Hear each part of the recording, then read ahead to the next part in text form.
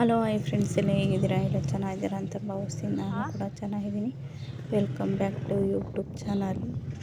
ಹಾಗೆಯೇ ಶಾರ್ಟ್ ವೀಡಿಯೋಸಲ್ಲಿ ನೋಡಿದ್ದೀರಾ, ನಾನು ಹಾಕಿದ್ದೆ. ಆದರೆ ಇದು ಎಡಿಟ್ ಮಾಡಿ ಲೇಟಾಗಿ ಹಾಕ್ತಾಯಿದ್ದೀನಿ. ಏಕೆಂದರೆ ಇದು ನಮ್ಮ ಜಮೀನಿನಲ್ಲಿ ನಾವು ಹಾಕ್ಸಿದ್ದು ಬೋರು ಆಯಿತಾ.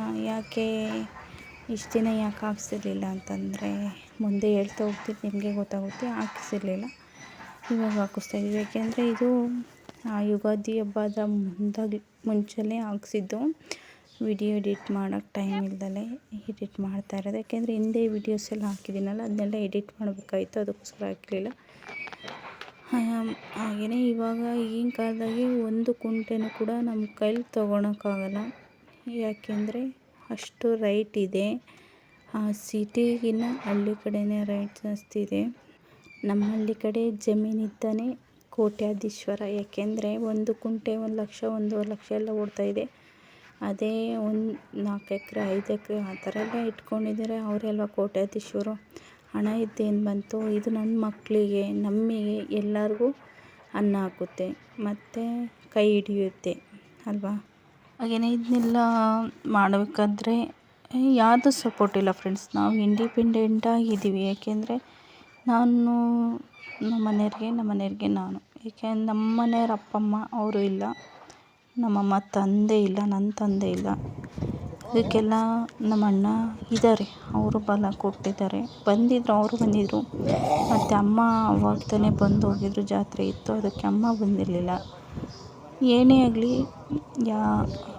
ಯಾರಿಗೆ ಆಗಲ್ಲ ಫ್ರೆಂಡ್ಸ್. ಯಾಕೆಂದರೆ ಹೆಣ್ಮಕ್ಳು ಇರಬೇಕು. ಒಂದು ಮನೆ ಅಂತ ಇನ್ಮೇಲೆ ಹೆಣ್ಮಕ್ಳು ಇರಬೇಕು, ಅವರೇ ಕೈ ಹಿಡಿಯೋದು. ಏಕೆಂದರೆ ತವ್ರ ಮನೆಯೇ ಅದೊಂದು ಆಸೆ ಇರುತ್ತೆ. ಅವರು ನಮಗೆ ಕೊಡೋದು ಬೇಡ, ಇಕ್ಕೋದು ಬೇಡ, ಒಂದು ಆಸೆ ಇರುತ್ತೆ, ಒಂದು ಪ್ರೀತಿ ಇರುತ್ತೆ, ಕಾಳಜಿ ಇರುತ್ತಲ್ಲ, ಅದಕ್ಕೆ ಮಾತ್ರ ಕೋಟಿ ಕೊಟ್ಟರು ಬರಲ್ಲ. ಅದಕ್ಕೋಸ್ಕರ ನಮಗೆ ಯಾರು ಕೈ ಹಿಡಿಲ್ಲ ಅಂದರು 3 ಇದ್ದಾರೆ, 3 ಕೈ ಹಿಡಿತಿದ್ದಾರೆ. ನಿಜವಾಗ್ಲೂ ಖುಷಿ ಆಗುತ್ತೆ ಹೇಳೋಕ್ಕೆ. ಯಾಕೆಂದರೆ ಇಬ್ಬರೇ ಇದ್ದೀವಲ್ಲ ಅಂಥೇಳಿ ಅವರು ತುಂಬಾ ಸಾಥ್ ಕೊಡ್ತಾರೆ. ಹಾಗೆಯೇ ಕೂಡ ಅಣ್ಣನೂ ಬಂದಿದ್ದರು. ಯಾಕೆಂದರೆ ಇದನ್ನೆಲ್ಲ ಮಾಡಬೇಕಾದ್ರೆ ಮನೆಗೆ ಹಿರಿಯರು ಅಂತ ಇರಲೇಬೇಕಲ್ವ. ಆದರೆ ಅವರಿಲ್ಲ ಅಂತಂದರೆ ನನಗೆ ಅವತ್ತೆಲ್ಲ ಮನ್ಸಿಗೆ ಅಷ್ಟು ಬೇಜಾರಿತ್ತು. ನಾನು ವಿಡಿಯೋ ಎಡಿಟ್ ಮಾಡ್ಬೇಕಾದ್ರೂ ಅಷ್ಟೇ ಬೇಜಾರು ಆಯಿತು. ಎಲ್ಲರ ಮನಸ್ಸಿಗೂ ಅಸೂಯೆ ಅನ್ನೋದು ಇದ್ದೇ ಇರುತ್ತೆ. ಆದರೆ ಕಲ್ಮಶ ಪ್ರೀತಿ ಇರೋದು ಮಾತ್ರ ತಂದೆ ತಾಯಿಗೆ ಮಾತ್ರ. ಒಬ್ಬಳು ಮಗಳು ಹಿಂಗೆ ಮಾಡ್ತಾಯಿದ್ದಾರೆ ಅಂದರೆ ಒಬ್ಬ ತಂದೆಯಾಗಲಿ ತಾಯಿಯಾಗಲಿ ಖುಷಿ ಪಡ್ತಾರೆ. ಒಬ್ಬ ಮಗ ಹಿಂಗೆ ಮಾಡ್ತಾನೆ ಅಂದರೆ ಒಬ್ಬ ತಾಯಿಯಾಗಲಿ ತಂದೆಯಾಗಲಿ ಖುಷಿ ಪಡ್ತಾರೆ. ಆದರೆ ನಾನು ಇಷ್ಟು ಎಮೋಷನಲ್ ಆಗ್ತಿರಲಿಲ್ಲ. ಯಾಕೆಂದರೆ ಹೆಂಗೆ ಮಾತಾಡಿದ್ರು ಗೊತ್ತಾ ಫ್ರೆಂಡ್ಸ್, ಯಾರು ಯಾರ ಬಗ್ಗೆನೂ ಮಾತಾಡೋಕ್ಕೆ ಹೋಗಬೇಡಿ. ಯಾಕೆಂದರೆ ಯಾರು ಸೂರ್ಯ ಚಂದ್ರ ಇರೋ ತನಕ ಇರೋದಿಲ್ಲ. ಏನೋ ನಿಮ್ಮ ಮಕ್ಳಿಗೆ ನೀವು ಹಂಗಿರ್ತೀರೇನೋ, ನಾವು ಇಲ್ಲ ಅಂದರೂ ನಮಗೆ ಬಲ ಕೊಡೋರು ಇದ್ದಾರೆ. ನಿಮ್ಮ ಸಪೋರ್ಟೇ ನಾವು ಎಕ್ಸ್ಪೆಕ್ಷನ್ ಮಾಡೋದಿಲ್ಲ. ಒಂದೇ ಒಂದು ಮಾತು ಫ್ರೆಂಡ್ಸ್, ಎಷ್ಟು ಬೇಜಾರಾಯಿತು ಅಂದರೆ, ಈಗ ಅವ್ರು ಮಾಡಿಬಿಟ್ಟು ಇರೋದಕ್ಕೆ ನಾವು ಮಾಡ್ಕೊತಾ ಇದ್ದೀವಿ, ಅವರೆಲ್ಲ ಉಳಿಸಿ ಬಿಟ್ಟು ಹೋಗಿರೋದಕ್ಕೆ ನಾವು ಉಳಿಸ್ಕೊತಾ ಇದ್ದೀವಿ ಅಷ್ಟೇ. ಆದರೆ ಈಗಿನ ರೇಟಲ್ಲಿ ನಾವು ಒಂದು ಕುಂಟೆನೂ ಕೂಡ ತಗೊಳಕ್ಕಾಗಲ್ಲ. ಆದರೆ ನಮ್ಮ ಅಯ್ಯ ಅಲ್ಲೇ ಕರೆಕ್ಟ್ ಉತ್ತರ ಕೊಟ್ಟು ಬಂದಿದ್ದಾರೆ ಅವ್ರಿಗೆ. ನೋಡಿ, ಯಾರ ಬಗ್ಗೆನೂ ಮಾತಾಡೋಕೆ ಹೋಗ್ಬೇಡಿ. ಏಕೆಂದರೆ ನಿಮಗೆ ದೇವರು ಆಯುಸ್ಸು ಆರೋಗ್ಯ ಕೊಟ್ಟು ಕಾಪಾಡಲಿ. ಯಾಕೆಂದರೆ ನಿಮ್ಮ ಮಕ್ಕಳಿಗೆ ನೀವು ಇರೋ ಅದೃಷ್ಟ ಇದೆ. ನಿಮ್ಮ ಮಕ್ಕಳು ನೀವು ಕಷ್ಟ ಸುಖ ನೋಡಿ. ನಮಗೆ ಅದೃಷ್ಟ ಇಲ್ಲ, ನಮಗೆ ಇರೋದೇ ಸಾಕು. ಅವರೇ ಕೊಡ್ತಾಯಿದ್ದಾರೆ ನಮಗೆ ಪ್ರೀತಿಯ. ಅವ್ರ ಸುದ್ದಿಯೆಲ್ಲ ಎತ್ತಬೇಡಿ, ಸತ್ತೋದರ ಸುದ್ದಿಯೆಲ್ಲ ಎತ್ತಬೇಡಿ. ಯಾಕೆ ಅವರು ಸಂಪಾದನೆ ಮಾಡಿಬಿಟ್ಟೋಗಿರೋದೇ ನಾವು ಮಾಡ್ತಾಯಿರೋದು ಆಯಿತಾ. ಈಗ ಯಾರ ಹೆಸರು ಹೇಳಬೇಕು ಅಂದರೆ ನಾವು ಇಂಥವ್ರ ಮಕ್ಕಳು ಅಂತಲೇ ನಾವು ಹೇಳಬೇಕಲ್ವ. ಆದರೆ ನಿಮಗೆ ದೇವರು ಕೊಡಲಿ, ಆರೋಗ್ಯ ಆಯಸ್ಸು ಎಲ್ಲ ಕೊಡಲಿ, ಚೆನ್ನಾಗಿಟ್ಟಿರಲಿ. ನಿಮ್ಮ ಮಕ್ಕಳಿಗೆ ನೀವು ಕಷ್ಟ ಸುಖ ಆಗಿ, ನಮಗೆ ಬೇಡ, ನಾವು ಇಂಡಿಪೆಂಡ್ ಆಗಿ, ನಮಗೆ ನಾವು ನಮ್ಮ ಕಷ್ಟ ನಾವು ಹೆಂಗೆ ನಾವಿಬ್ಬರೇ ಸಾಲ್ವ್ ಮಾಡ್ಕೊಬೇಕು. ಹಂಗೂ ಆಗಲಾದ್ರೆ ನಮ್ಮ ಕೈ ಜೋಡಿಸೋರು ಇದ್ದಾರೆ, ಅವರು ಜೋಡಿಸ್ತಾರೆ. ಹೆಂಗೆ ನಾವು ಇದು ಮಾಡ್ಕೊಬೇಕು ಅಂತ ಗೊತ್ತಿದೆ, ನಾವು ಮಾಡ್ಕೊತೀವಿ. ದೇವ್ರು ನಮಗಲ್ಲೇ ನಿಮ್ಮ ಮಕ್ಕಳಿಗೆ ನೀವು ಇರೋ ತನಕ ನೀವು ಕಷ್ಟ ಸುಖ ನೋಡ್ತೀರಾ. ಆದರೆ ನಮಗೆ ಅಲ್ಲೇ ದೇವರು ಹೆಂಗೆ ನೀವು ಇಂಡಿಪೆಂಡೆಂಟಾಗಿ ನೀವು ಹೆಂಗಿದು ಮಾಡಬೇಕು ಅಂತ ಹೇಳಿ ಅದೇ ಕಲಿಸ್ಕೊಟ್ಟಿದ್ದಾನೆ. ಕಲ್ತ್ಕೊಂಡಿದ್ದೀವಿ, ತುಂಬಾ ಕಲ್ತ್ಕೊಂಡಿದ್ದೀವಿ. ಸಾಕು ನಮಗೆ. ನಾನು ಹೇಳ್ದಾಗ ನಮ್ಮ ಅಯ್ಯ ನನ್ನನ್ನು ಬೈದರು, ನಾನು ಹತ್ತಕ್ಕೂ ಹತ್ತೆ ಅಷ್ಟೇ. ಯಾಕೆ ನಾವಿಲ್ವ, ಯಾಕೆ ಕಳ್ತೀನಿ ನೀನು ಅವ್ರು ಅಂತಾರ, ಅಲ್ಲದೆ ಬಿಡು, ಅವ್ರಿಗೆ ಅನ್ನೋಕ್ಕೆ ನಡೆಯುತ್ತೆ ಅನ್ನಲಿ, ನಿಮಗೆ ನಡೆಯಲ್ಲ ಅಂತ ನಾವೇನು ಕೈ ಬಿಟ್ಟಿಲ್ವಲ್ಲ ಅಂತೇಳಿ ನಮ್ಮ ಅಯ್ಯ ನಮಗೆ ಬೈದರು. ಹಾಗೆ ಬನ್ನಿ ಫ್ರೆಂಡ್ಸ್, ನಿಜವಾಗ್ಲೂ ತಡ್ಕೊಳಕ್ಕಾಗಲಿಲ್ಲ ಫ್ರೆಂಡ್ಸ್, ಅಷ್ಟು ನನಗೆ ಬೇಜಾರಾಯಿತು. ಏನು ಕೂಡ ಬಂತು, ಅಲ್ಲೊಂದು ಸ್ವಲ್ಪ ಜಾಡು ಮಾಡಬೇಕಾಯ್ತು. ಜಾಡು ಕೂಡ ಮಾಡಿಕೊಟ್ರು ನಮ್ಮ ಮನೆಯವರೇ. ಬಂದು ಪೂಜೆ ಎಲ್ಲ ಕೂಡ ಮಾಡಿದ್ವಿ. ನಮ್ಮ ಅಣ್ಣ ಮತ್ತು ನಮ್ಮ ಮನೆಯ ದೊಡ್ಡಮ್ಮ ಮಕ್ಕಳು, ಅವ್ರ ಮಾವ ಮಕ್ಕಳು ಎಲ್ಲ ಬಂದಿದ್ದರು ಫ್ರೆಂಡ್ಸ್. ಪೂಜೆ ಎಲ್ಲ ಕೂಡ ಆಯಿತು. ಏಕೆಂದರೆ ಹಿಂಗೆ ಮಾಡ್ತಾಯಿದ್ದೀನಿ ಅಂತ ಅಂದಾಗ ಮಾಡ್ತಾಯಿದ್ದೀವಿ ಅಂತ ಫೋನ್ ಮಾಡಿರಿ, ಬರ್ತೀವಿ ಅಂತ ಹೇಳಿದರು. ಯಾಕೆಂದರೆ ಅವರು ಬಂದು ಕೇಳಿ ಕೂತ್ಕೊಳಕ್ಕಾಗಲ್ವಲ್ಲ, ಲಾರಿ ಬರ್ತಿದೆ ಅಂದಾಗ ಫೋನ್ ಮಾಡಿದ್ದು, ಬಂದಿದ್ದರು. ಪೂರ್ತಿ ಎಲ್ಲ ಕೊರೆಯ ತಕ ಇದ್ದು ಹೋದರು. ತುಂಬಾ ಖುಷಿ ಆಯಿತು. ಓವರ್ ನೈಟ್ ಆಯಿತು, ಇದ್ದು ಬೆಳಗ್ಗೆನೂ ಕೂಡ ಹೋದ್ರು ಅವರು.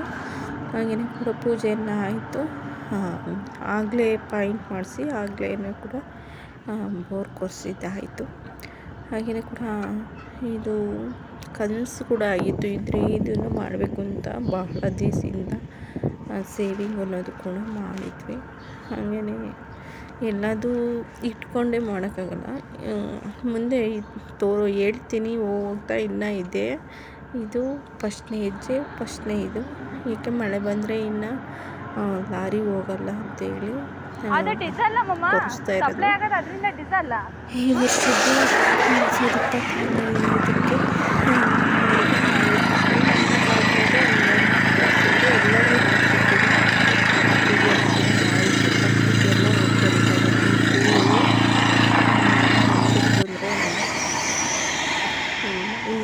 ಜಾಗ ಮಾಡ್ಕೊತಾ ಇದ್ದಾರೆ ಕೊರಿಯೋಕ್ಕೆ.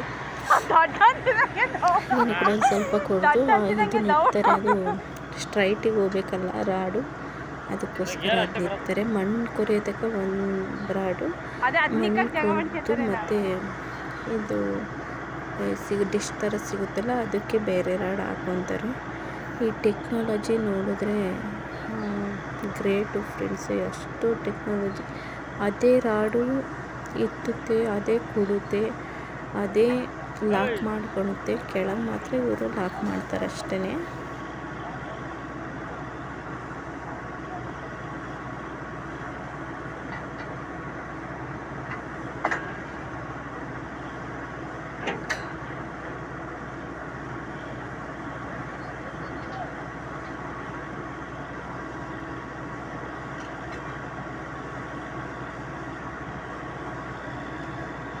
ಮತ್ತೆ ಏನು ಮಮ್ಮ ಅದು? ಅದೇನದು? ಏರ್ ಕಣ ಅದ್ರಾಗಿರೋದು. ಏರಾ? ಅದನ್ನೇ ಕೊರಿಯಕ್ಕಾಗದು ಇದ್ರಾಗೆ. ಇದೊಂದೇ ನಡೆಯಲ್ಲ. ಏರ್ ಒಂದೇಯಾ? ಡೀಸೆಲ್ ಏನಲ್ಲ ಅಲ್ಲ? ಇಲ್ಲ. ಏನು? ಈಗ JCB ಏರ್ ಇದ್ದಂಗೆ. ಏರಾಗೆ ಬೋರ್ ಕೊರಿಯೋದು ಪೂರ್ತಿ.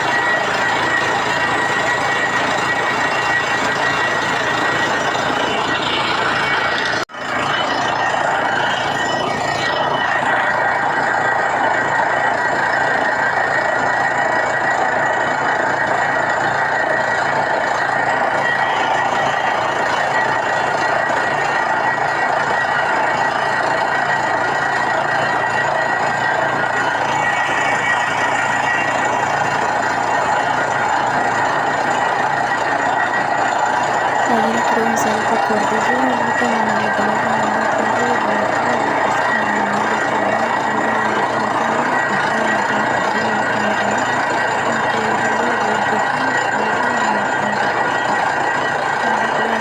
ಸ್ವಲ್ಪ ಹೊತ್ತು ಕರೆದಿದ್ದಾಗಿದೆ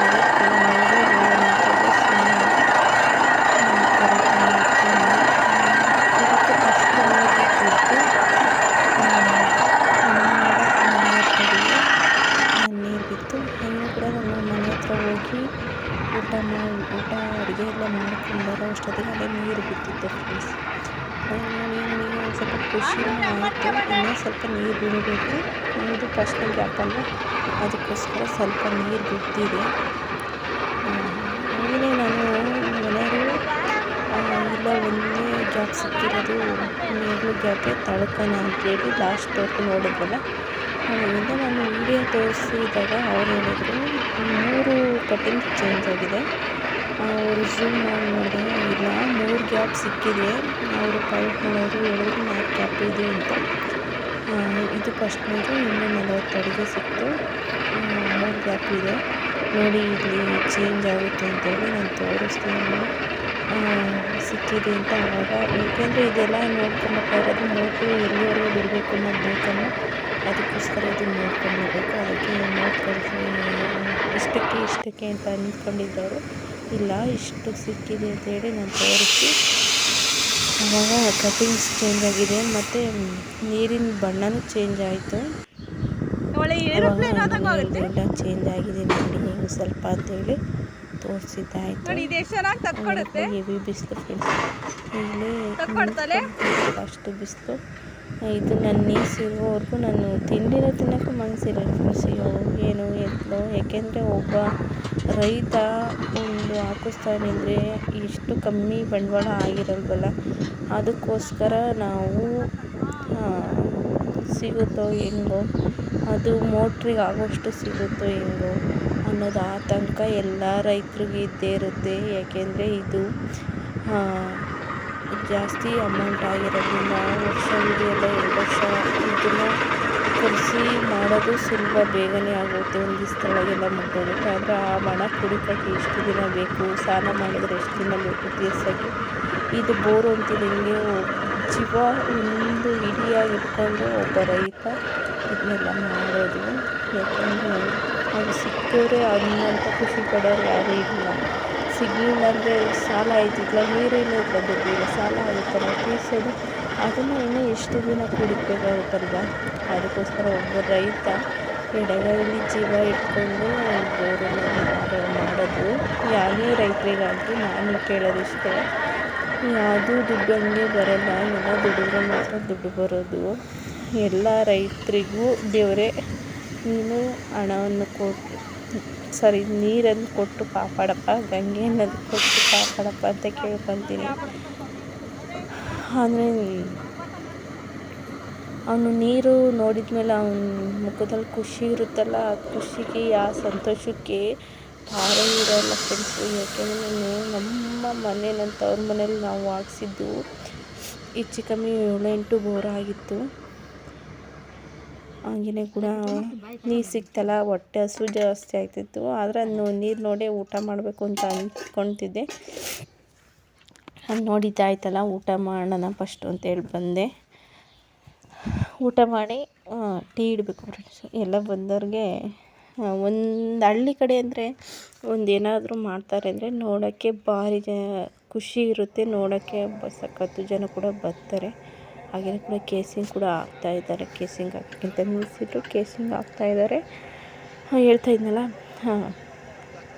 ನಮ್ಮ ತವ್ರ ಮನೆಗೆ ಒಂದು 10 ಬೋರ್ ಹಾಕ್ಸಿದ್ರು ಫ್ರೆಂಡ್ಸ್. ಎಲ್ಲಾದ್ರಾಗೂ ಸ್ವಲ್ಪ ನೀರು, ಅದು ಮೋಟ್ರಿಗೂ ಇಟ್ಕೊತಿರ್ಲಿಲ್ಲ, ಇದಕ್ಕೂ ಇಟ್ಕೊತಿಲ್ಲ. ಅದರಿಂದ ನನಗೆ ಜೀವ ಭಯ ಅನ್ನೋದಿತ್ತು. ಏಕೆಂದರೆ ನಾವು ಎಷ್ಟು ಬಂಡವಾಳ ಹಾಕಿದ್ರೂ ನೀರಿಲ್ಲ ಅಂತಂದರೆ ಅವಾಗ ದುಡ್ಡು ವೇಸ್ಟ್, ಇದು ವೇಸ್ಟ್ ಅಲ್ಲ. ಅವಾಗ ತುಂಬಾ ಬೇಜಾರಾಗುತ್ತೆ. ಅಯ್ಯೋ ನಾವೇನು ಮಾಡಿದ್ವು, ಯಾವ ದೇವ್ರಿಗೆ ಏನು ಮಾಡಿದ್ದಪ್ಪ ದೇವ್ರೆ, ಯಾಕೆ ಹಿಂಗೆ ಮಾಡಿಬಿಟ್ಟೆ ಅನ್ನೋದಾಗುತ್ತೆ. ಯಾಕೆಂದರೆ ಅದು ಫೇಲ್ ಆಗಿಬಿಟ್ರೆ, ಬೋರನ್ನು ಫೇಲ್ ಆಗಿಬಿಟ್ರೆ ನಿಜವಾಗ್ಲೂ ಬೇಜಾರಾಗಿಬಿಡುತ್ತೆ. ನೀರನ್ನು ಸಿಕ್ಕರೆ ಅಷ್ಟೇ ಖುಷಿಯಾಗುತ್ತೆ, ಎಷ್ಟು ಖುಷಿ ಆಗ್ತೀವೋ ಅಷ್ಟೇ ಫೇಲ್ ಆದರೆ ಅಷ್ಟೇ ಬೇಜಾರಾಗುತ್ತೆ. ಅದಕ್ಕೋಸ್ಕರ ನನಗೆ ನಮ್ಮ ಎಕ್ಸ್ಪೀರಿಯೆನ್ಸ್ ಇದ್ರ ಬೋರಿನ ಎಕ್ಸ್ಪೀರಿಯೆನ್ಸು ನನಗೆ ತುಂಬಾ ಆಗಿತ್ತು ನನ್ನ ತವ್ರ ಮನೆ ಕಡೆಯಿಂದ. ಅದಕ್ಕೋಸ್ಕರ ನನಗೆ ಜೀವ ಹಿಂಗೆ ಅನ್ನೋದು, ಅಯ್ಯೋ ಹಿಂಗೋ ಏನೋ ಎತ್ತಲು ಅನ್ನಂಗೆ. ಹಾಗೆಯೇ ಕೂಡ ಫೈನಲ್ ಆಗೋ ತನಕ ನಾನು ಮನೆ ಹತ್ರನೇ ಹೋಗಲಿಲ್ಲ, ನನಗೆ ಹೋಗೋಕ್ಕೂ ಸಿಗಲಿಲ್ಲ. ಅದ್ರಾಗೂ ಒಂದು ಮಾತಂದ್ರೆ ಫ್ರೆಂಡ್ಸ್, ಏನು ಬಂದಾಳು ಹೋಗಲಿಲ್ಲ, ನಾವು ಮಾಡ್ತಾಯಿರೋ ಕೆಲಸ, ನಾವು ನಮ್ಮ ಕೆಲಸ ಅಂತ ನಾವು ಮಾಡ್ತಾ ಇರೋದು. ನಾವಿರೋದ್ರಾಗ ತಪ್ಪೇನೈತೆ ರೀ? ನಿಮಗೆ ಇಷ್ಟ ಇಲ್ಲ ಅಂದರೆ ನೀವು ಹೋಗ್ರಿ, ಆಯಿತಾ? ನಮಗೆ ಇಷ್ಟಿದೆ, ನಾವು ನಮ್ಮ ಜಮೀನಿಗೆ ಮಾಡ್ತಾ ಇರೋದು, ನಾವು ಇದ್ದೀವಿ, ಆಯಿತಾ? ಅದನ್ನು ಅನ್ನಕ್ಕೆ ಬರಬೇಡಿ. ಏಕೆಂದರೆ ಎಲ್ಲದೂ ಕೇಳ್ತಾರೆ, ಎಲ್ಲದೂ ಸಹಿಸ್ತಾರೆ ಅಂದರೆ ಯಾರೂ ಕೂಡ ಸುಮ್ಮನೆ ಇರಲ್ಲ. ಏಕೆಂದರೆ ಎಲ್ಲರೂ ಸಮಯ ಸಂದರ್ಭ ಕಾಯ್ತಿರ್ತಾರೆ ಎಲ್ಲದು ಅನ್ನೋದಕ್ಕೆ. ಆದರೆ ನೀವು ಹಿರಿಯರಾಗಿ ನೀವೇ ಹಿಂಗೆ ಅನ್ಬೇಕಾದ್ರೆ ಚಿಕ್ಕವರಾಗಿ ಅದರಷ್ಟು ಜ್ಞಾನ ಇಲ್ಲ ಅಂತ ಅಂದ್ಕೊಬೇಡಿ, ಜ್ಞಾನ ಇದೆ. ನಾವು ಯಾಕೆ ಸುಮ್ಮನೆ ಇರ್ತೀವಿ ಅಂದರೆ, ನೀವೇ ದೊಡ್ಡವರಾಗಿ ನಿಮಗೆ ಇಷ್ಟಿಲ್ಲದಕ್ಕೆ ನೀವು ಅಂತ ಇರೋದು, ಅನ್ನಲಿ ಬಿಡಿ ಅಂತ ಹೇಳಿ ಸುಮ್ಮನಾಗ್ತೀವಿ. ಆದರೆ ಅದನ್ನೇ ಅಡ್ವರ್ಟೈಜಾಗಿ ತಗೊಳಕ್ಕೆ ಹೋಗಬೇಡಿ. ಒಬ್ಬ ಚಿಕ್ಕವರಾಗಲಿ ದೊಡ್ಡವರಾಗಲಿ ಹಿಂತಿರುಗಿ ಬಿದ್ದರು ಅಂದರೆ ನಿಮ್ಮದು ಏನೂ ಉಳಿಯೋದಿಲ್ಲ, ಅಷ್ಟೇ. ಹಾಗೆಯೇ ಕೂಡ ಇಲ್ಲಿ ಕೇಸಿಂಗ್ ಹಾಕಿದ್ರಲ್ಲ, ಕೇಸಿಂಗು ಫುಲ್ಲು ಟೈಟ್ ಮಾಡ್ತಾಯಿದ್ದಾರೆ. ಆ ಮಣ್ಣಾಕಿ ಟೈಟ್ ಮಾಡಬೇಕಲ್ಲ, ಅದಕ್ಕೋಸ್ಕರ ಟೈಟ್ ಮಾಡ್ತಾಯಿದ್ದಾರೆ.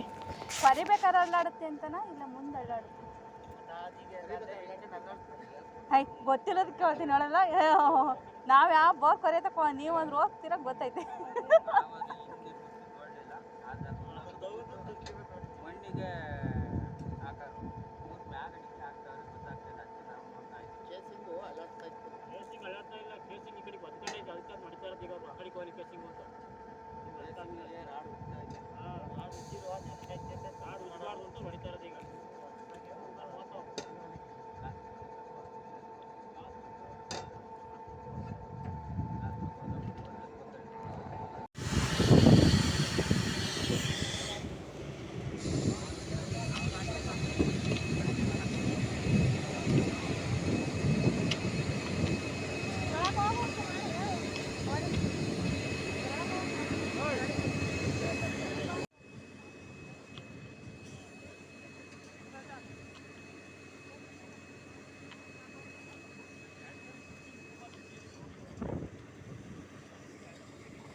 ನೋಡಿ, ಫಸ್ಟಿಗೆ ಒಂದು ಕಟ್ಟಿಂಗ್ ಬಂತು, ಈಗ ತಿರ್ಗಾ ಮತ್ತೆ ಬೇರೆ ಕಟ್ಟಿಂಗ್ ಬರ್ತಾಯಿದೆ.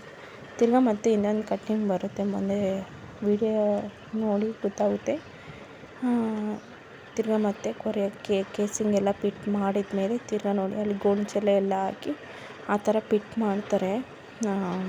ಮಣ್ಣಾಕಿ ಗೋಣಿಚೀಲ ಹಾಕಿ ಕೇಸಿಂಗ್ ಅಳ್ಳಾಡಬಾರ್ದು ಅಂತೇಳಿ ಆ ಥರ ಮಾಡ್ತಾರೆ.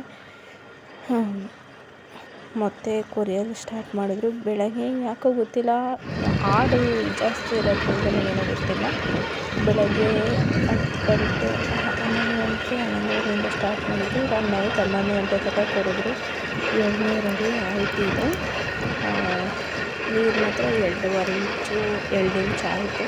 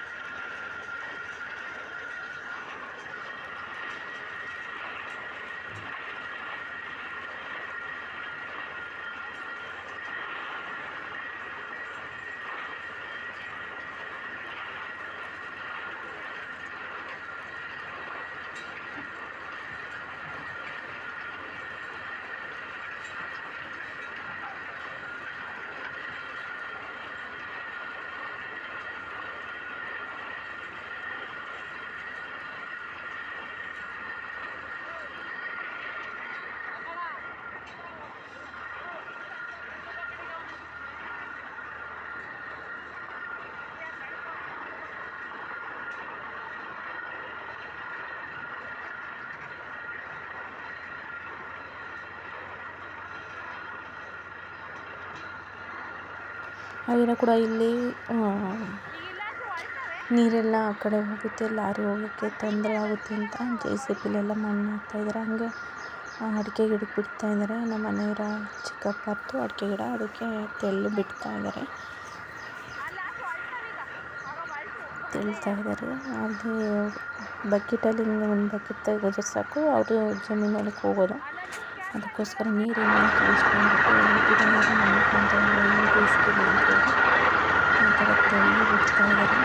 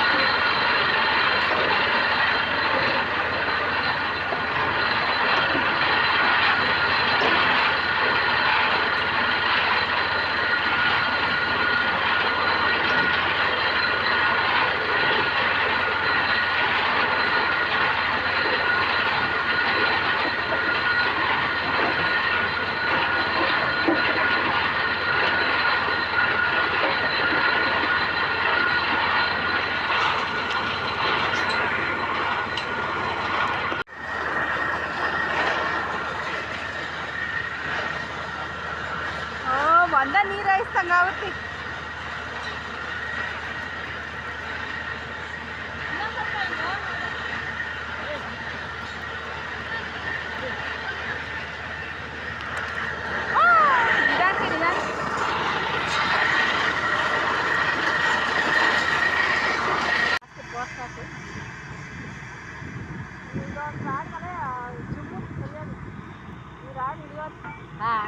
ಇದಕ್ಕೆ ಚುಮ್ತೈತೆ.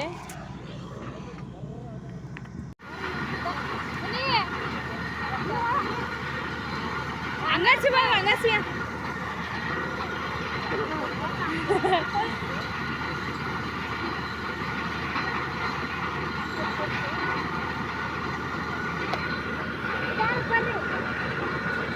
ಒಂದು ಎಲ್ಲವ ಬೆಳಗರೆ ಎಲ್ಲವ ಇಪ್ಪ ಚಟ್ನಿ ಮಾಡ್ಕೊಂಡು